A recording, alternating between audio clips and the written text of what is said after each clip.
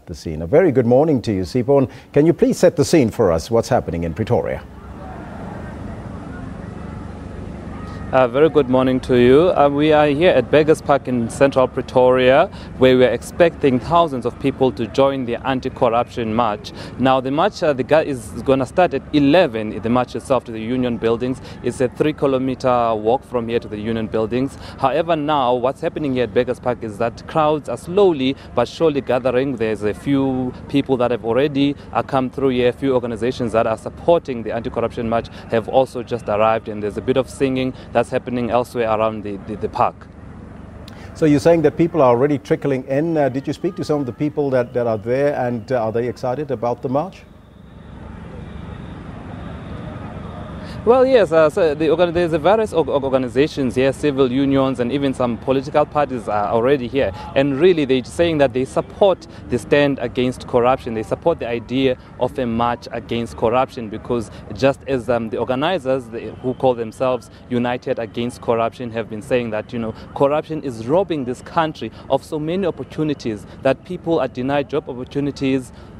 Students are denied opportunities to be studying at school because money is wasted on corrupt activities. So they're saying that they want to put a firm stand to say that we as a country, South Africa, we do not stand for corruption, and that it must come to an end, and that government must really start taking visible and firm stand against corruption. So there is a bit of excitement, but at this point in time, we have just a few hundred people that are just here. They're starting slowly to come through, and I'm sure you can hear there's a music now just playing in my background as they are all coming through. So it's slowly getting there, but I'm sure around 11 we will have even bigger crowds to join the march. What about security? Is that tight around the area? Oh yes, there is actually quite a lot of marshals that are around here. The marshals, of course, will be guiding the march as we proceed from here to Union Buildings, a 3-kilometer walk that is going to be. And they will be assisting all the people that are participating in the march, making sure that they stick within the specified route and that there is no acts of violence that might come true. So there is a tight security in that sense, because it can always easily get out of hand, especially with large number of people, and the fact that they've opened it to everyone and anyone who wants to join in. How about road closures? One would imagine that there's a number of roads that's being closed. Did it affect the traffic flow in Pretoria today?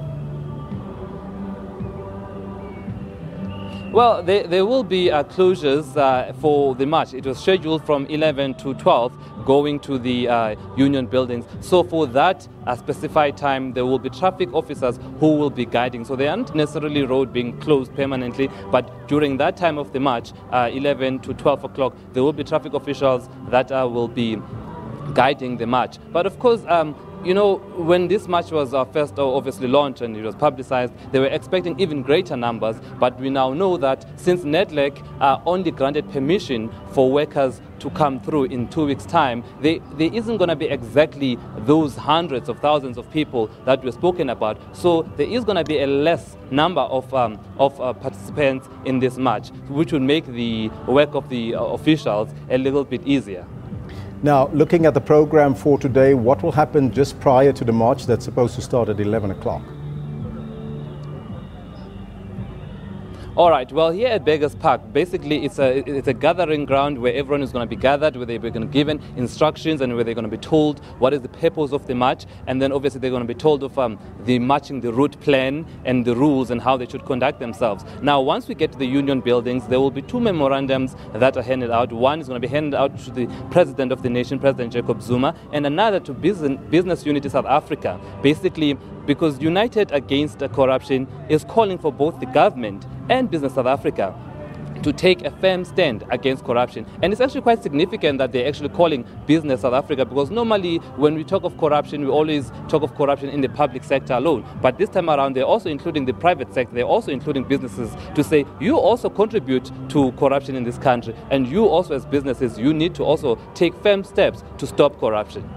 Sipho, you'll keep us updated on the proceedings there. That's our reporter in Pretoria, Sipho Stuurman, giving us the latest. As you know, as you heard from him, 11 o'clock is the start of the march from the park to the Union Buildings.